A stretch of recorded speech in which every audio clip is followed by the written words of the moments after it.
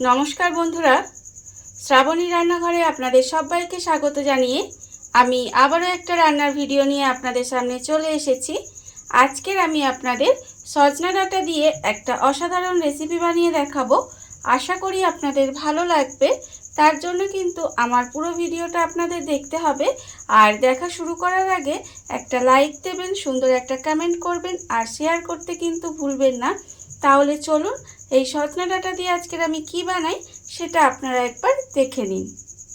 সজনা ডাঁটার এই রেসিপিটা করার জন্য প্রথমে আমি এখানে দেখুন গ্যাসটা অন করে একটা কড়া বসিয়ে দিয়েছি আর কড়াই দিয়েছি আমি বেশ কিছুটা জল।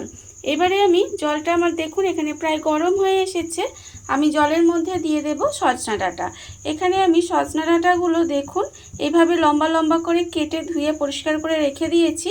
সেই সজনা ডাঁটাগুলো কিন্তু আমি জলের মধ্যে দিয়ে দেব। দেখুন সমস্ত ডাঁটাগুলো আমি জলের মধ্যে দিয়ে দিলাম। এবারে আমি এর মধ্যে দিয়ে দেব আলু। এখানে আমি দুটো মাঝারি সাইজের আলু এইভাবে একটু ডুমো ডুমো করে কেটে রেখেছি, সেই আলুটাও এর মধ্যে আমি দিয়ে দিলাম।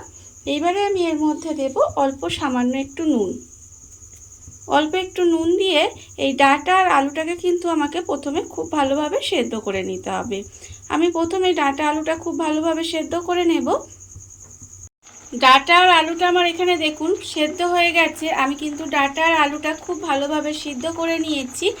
এবারে আমি এই ডাঁটা আর আলুটাকে জল থেকে আলাদা করে তুলে একটু ঠান্ডা করে নেব। প্রথমে দেখুন জল থেকে আলাদা করে তুলে নিতে হবে, নিয়ে খুব ভালোভাবে কিন্তু এটাকে একটু ঠান্ডা করে নিতে হবে। ডাঁটা আর আলুটা আমি এখানে দেখুন খুব ভালোভাবে সেদ্ধ করে নিয়েছি। এবারে আমি আলুটাকে এইভাবে হাত দিয়ে মেখে নেব। হাত দিয়ে কিন্তু খুব ভালোভাবে প্রথমে আলুটাকে মেখে নিতে হবে, যাতে আলুর মধ্যে কোনো রকম দানা দানা না থাকে। আমি এটা হাত দিয়েই মেখে নেব। আপনারা গ্রেটার দিয়ে গ্রেট করে নিতে পারেন বা স্ম্যাশার দিয়ে স্ম্যাশ করে নিতে পারেন। দেখুন আমি কিন্তু প্রথমে আলুটাকে খুব ভালোভাবে একটু মেখে নেব। আলুটা আমি এখানে দেখুন হাত দিয়ে খুব ভালোভাবে মেখে নিয়েছি। এবারে আমি আলুটাকে আলাদা করে সরিয়ে রেখে দেব।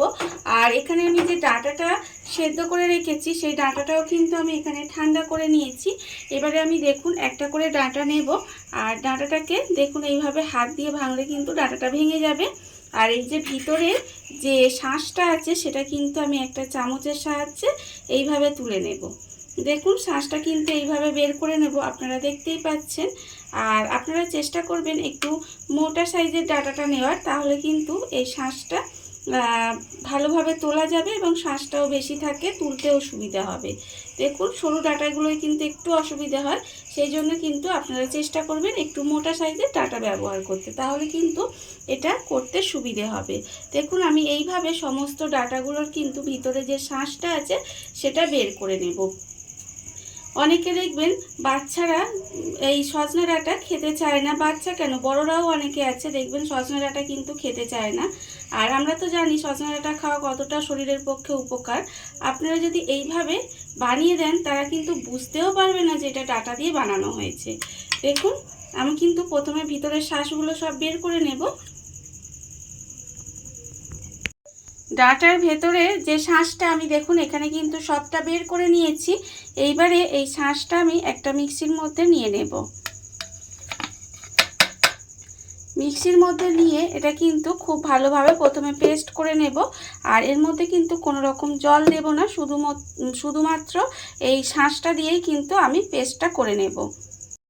ডাঁটার শাঁসটা দেখুন আমি কিন্তু মিক্সিতে দিয়ে খুব ভালোভাবে এখানে পেস্ট করে নিয়েছি, দেখতেই পাচ্ছেন। এবারে এই পেস্টটা আমি একটা বাটির মধ্যে ঢেলে নেব। পেস্টটা কিন্তু প্রথমে বাটির মধ্যে ঢেলে নিতে হবে।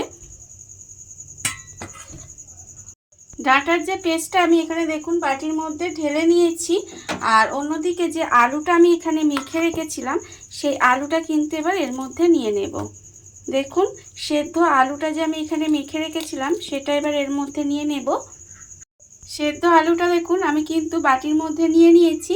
এইবারে আমি এর মধ্যে দিয়ে দেব মশলা।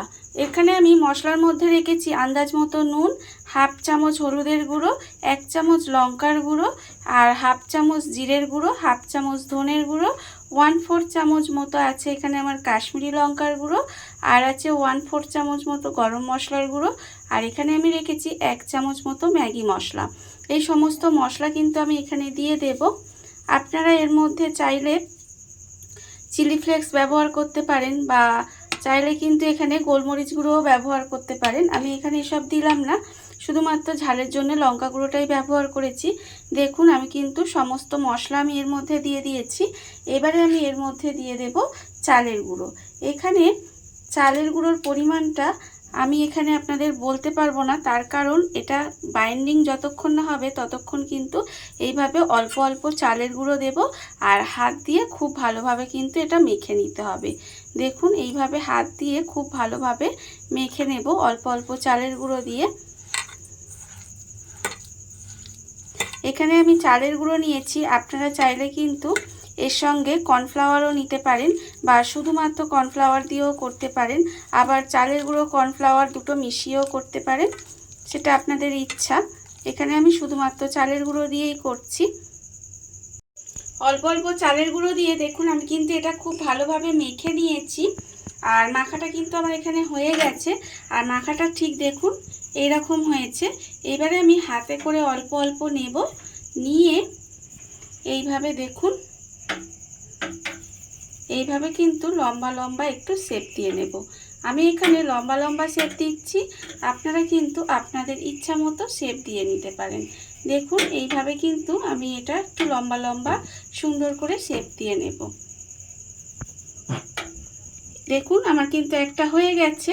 এবারে আমি এটা রেখে দিলাম আর আবারও কিন্তু আর একটা আপনাদের দেখিয়ে দিচ্ছি। দেখুন এইভাবে কিন্তু সব কটা করে নিতে হবে। আমি এখানে সব কটা এইভাবে প্রথমে বানিয়ে নেব। সমস্তগুলো দেখুন আমি কিন্তু এখানে লম্বা লম্বা করে গড়ে নিয়েছি আর এটা আমি কিন্তু লম্বা লম্বা শেপ দিয়ে গড়ে নিয়েছি। আপনারা আপনাদের ইচ্ছা মতো যে কোনো শেপ দিয়ে কিন্তু এটা গড়ে নিতে পারেন। এটা কিন্তু আমার রেডি হয়ে গেছে। আর অন্যদিকে দেখুন গ্যাসটা অন করে একটা কড়া বসিয়ে দিয়েছি আর কড়াই দিয়েছি আমি বেশ কিছুটা সাদা তেল। তেলটা আমার এখানে গরম হয়ে গেছে। এইবারে আমি এখানে দেখুন একটা একটা করে এইভাবে নেব, নিয়ে আমি কিন্তু এটাকে ছান্তার মধ্যে দিয়ে দেব। দেখুন এটা কিন্তু এইভাবে ছান্তার মধ্যে তুলে দিলাম, দিয়ে আস্তে করে কিন্তু তেলের মধ্যে দিয়ে দেব। এইভাবে দিলে কি হবে, তেলটা কিন্তু ছিটকে আর হাতে লাগবে না। দেখুন আমি কিন্তু এইভাবে প্রত্যেকটা আগে হচ্ছে ছান্তার ওপরে তুলে নেব, নিয়ে তারপরে কিন্তু তেলের মধ্যে দেব। তাহলে তেলটা যখন আমি দেব এটা ছিটকে হাতে পড়বে না। আর এইভাবে দিয়েই কিন্তু আমাকে লাল লাল করে ভেজে নিতে হবে। দেখুন আমি কিন্তু এইভাবে উল্টে পাল্টে একটু লাল করে ভেজে নেব। যখন দেখবেন একটা দিক হয়ে যাবে তারপরে কিন্তু এটাকে আস্তে আস্তে উল্টে দিতে হবে। উল্টে দিয়ে এইভাবে উল্টে পাল্টে একটু লাল করে ভেজে নেব। দেখুন এইভাবে কিন্তু উল্টে পাল্টে একটু লাল করে ভেজে নিতে হবে। আর এই সময় কিন্তু গ্যাসটা লোতে দিয়ে রাখবেন। লোতে দিয়ে রেখে এইভাবে কিন্তু এগুলোকে একটু ভেজে নিতে হবে। উল্টে পাল্টে দেখুন এগুলো কিন্তু লাল করে ভাজা হয়ে গেছে। এর থেকে আমি বেশি আর কালার করব না, তাহলে পুড়ে যাবে আর পুড়ে গেলে কিন্তু খেতে ভালো লাগবে না। দেখুন আমার কিন্তু ভাজা হয়ে গেছে। এইবারে আমি এগুলোকে তুলে তেলটাকে ভালোভাবে ঝরিয়ে নেব। ঝরিয়ে নিয়ে টিস্যুর ওপরে তুলে রাখবো। এইভাবে আপনারা বানিয়ে দেখবেন, খেতে কিন্তু ভীষণ ভালো হয়। বাচ্চারা তো ভালোবাসবেই, এমনকি বড়দের দিলেও তারাও কিন্তু ভীষণ খুশি হবে। এবারে আমি আবারও একটা এইভাবে তুলবো, তুলে কিন্তু এইভাবে ছান্তার মধ্যে তুলে নেব। দেখুন এইভাবে ছান্তার মধ্যে তুলে নিয়ে তারপরে আমি তেলের মধ্যে দেব। তাহলে কি হবে, এগুলো ভেঙেও যাবে না আর তেলটা ছিটকেও কিন্তু আপনার হাতে পড়বে না। দেখুন এইভাবে কিন্তু আমি সমস্তগুলো ভেজে নেব।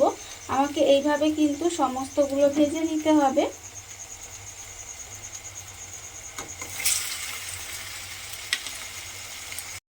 দেখুন বন্ধুরা, বাড়িতে থাকা কত অল্প উপকরণে কত অল্প সময় কত সুন্দর একটা সজনে ডাঁটার রেসিপি তৈরি হয়ে গেছে। আপনারা দেখতেই পেলেন। আর এটা কিন্তু খেতে ভীষণ ভীষণ সুন্দর হয়। যখন সজনে ডাঁটা একঘেয়ে হয়ে যাবে, মানে খেতে খেতে আর ভালো লাগবে না, তখন এইভাবে কিন্তু সজনে ডাঁটার রেসিপিটা বাড়িতে বানিয়ে দেখতে পারেন। খেতে কিন্তু অসম্ভব সুন্দর হয়। আর এই ভিডিওটা যদি আপনাদের ভালো লেগে থাকে, আপনারা যদি ফেসবুক থেকে দেখে থাকেন পেজটি ফলো করে দেওয়ার অনুরোধ রইল। আর যদি ইউটিউব থেকে দেখে থাকেন চ্যানেলটি সাবস্ক্রাইব করে নেওয়ার অনুরোধ রইল। তাহলে চলুন ভিডিওটা আমি এখানেই শেষ করছি। আপনারা সবাই ভালো থাকবেন, সুস্থ থাকবেন। আবারও হাজির হব নতুন কোনো রান্না নিয়ে।